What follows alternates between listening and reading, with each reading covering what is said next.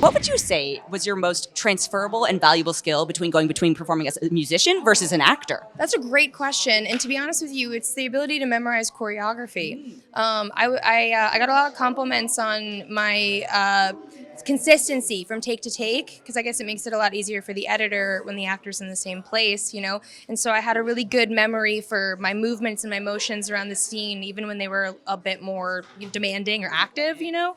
And I got a compliment about that, and I was like, oh, I guess it's probably from knowing when to hit my mark on stage, you know? Yeah. Just keeping that in my mind, because I do it with fire going off next to my head. Surely I can do it on a set, right? Yes. Yeah.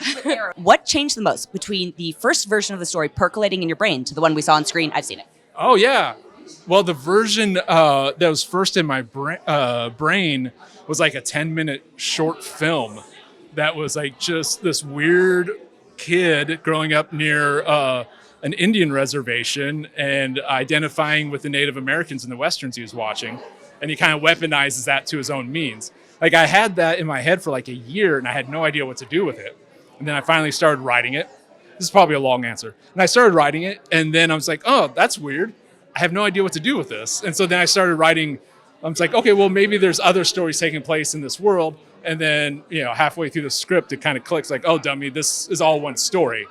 And so, yeah, so that's what changed. It went from maybe being a series of short films to being like one weirdly connected, crazy quilt of a film. So that was a big change. Yeah, kind of like from anthology to chapters. Exactly. This film is full of dangerous situations. Yeah. What is the most dangerous thing you've done in your life that you're willing to share? The most dangerous thing, I jumped out of an airplane without a parachute. No. Let's see. Still here, so it worked. What else have I done dangerous? Yeah, I used to go clubbing in the 90s in New York. That's dangerous. I used to hang out with like the wrong crowd. I'd work out without a trainer. Ow! Yeah. Hurt. Yeah. Most dangerous thing I've ever done. I think like becoming a screenwriter and a director. Like I think like there was or just becoming an artist. Like I was a small town like trailer park guy, you know, and I didn't know anybody. Like my parents hadn't gone to college. I didn't know anybody. And I thought, no, I think I'm an artist. I'm just going to leave home and just see what happens. And then, you know, then I'm like, I think I'm going to go to Hollywood and try to make TV and movies. You know, like that was like, you know, like, I mean, it took me a while to get my first movie out, but that was psychologically, emotionally dangerous. I'm not a physically dangerous guy. Ooh, probably, I mean, I've been skydiving. Yeah, the shows are kind of dangerous. Like I said, the explosions and stuff like that. Probably skydiving. I think skydiving. Yeah, just one time. It was kind of chill. I was like, whatever about it. I was coming down. The guy was like, "Isn't this the craziest thing you've ever done?" I was like, I performed in front of like 40,000 people. Way cooler. Way cooler. Yeah. Yeah. They're also emotionally dangerous. Yes, risky for sure. Yes, lots of camera phones. Logistically, what was the most challenging scene? Logistically, the most challenging scene. So there's a scene where a character gets hit by a car. And so that was, you know, fairly logistically, you know, everything has to be safe. It has to look good.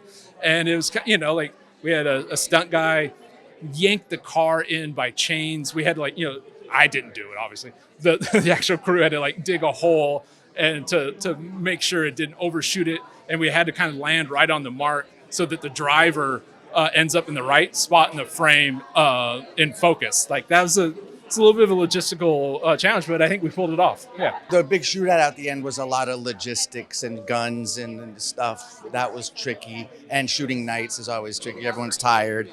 But it was great. If you had to pick something from your life to turn into a family heirloom, what would it be?